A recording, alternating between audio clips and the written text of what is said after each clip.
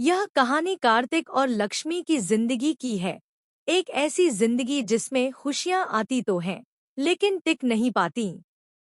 जब लक्ष्मी कार्तिक को बताती है कि वह उनके बच्चे की मां बनने वाली है, तो कार्तिक की खुशी का कोई ठिकाना नहीं रहता। वह लक्ष्मी को गले लगाता है और कहता है, तुमने मुझे मेरी जिंदगी की सबसे बड़ी खुशी दी है।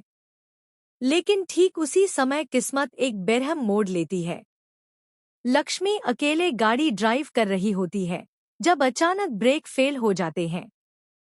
गाड़ी का भयानक एक्सीडेंट होता है और लक्ष्मी को गंभीर हालत में अस्पताल ले जाया जाता है। वहां डॉक्टर बताते हैं कि उसका मिसकैरेज हो गया है। यह सुनते ही लक्ष्मी टूट जाती है। वह खुद को दोष देती है, अपनी कोख के खालीपन को महसूस करती है और हर रोज उस मासूम जान को याद करके रोती है जो इस दुनिया में आने से पहले ही चली गई। जब कार्तिक को इस हादसे की खबर मिलती है, वह दौड़कर अस्पताल पहुंचता है। वह लक्ष्मी को संभालने की कोशिश करता है, लेकिन उसकी आंखों में भी दर्द और गुस्सा साफ दिखाई देता है। वह रोते हुए कहता है, मैंने तुमसे कहा था ना कि इस हालत में अकेले बाहर मत जाया करो। तुम्हें आराम करना था, पर तुमने मेरी बात नहीं मानी। लक्ष्मी चुपचाप सुनती रहती है, पर उसकी आंखों से बहते आंसू उसकी हालत बयां कर देते हैं। अब दोनों के बीच रिश्ते में दरारें आने लगती हैं।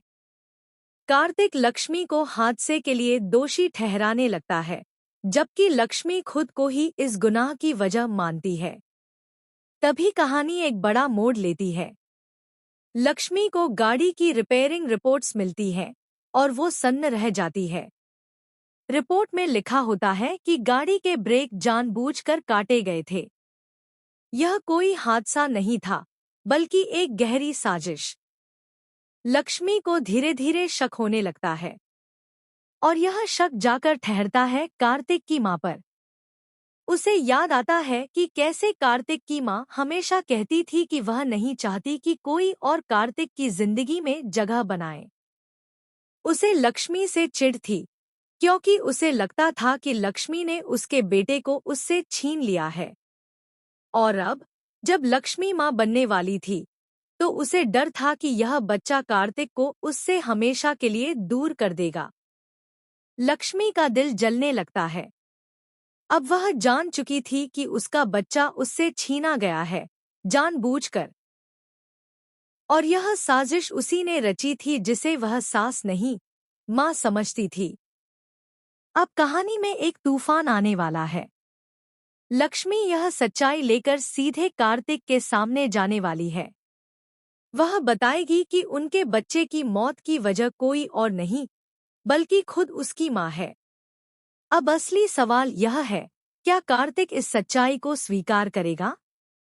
क्या वह लक्ष्मी का साथ देगा?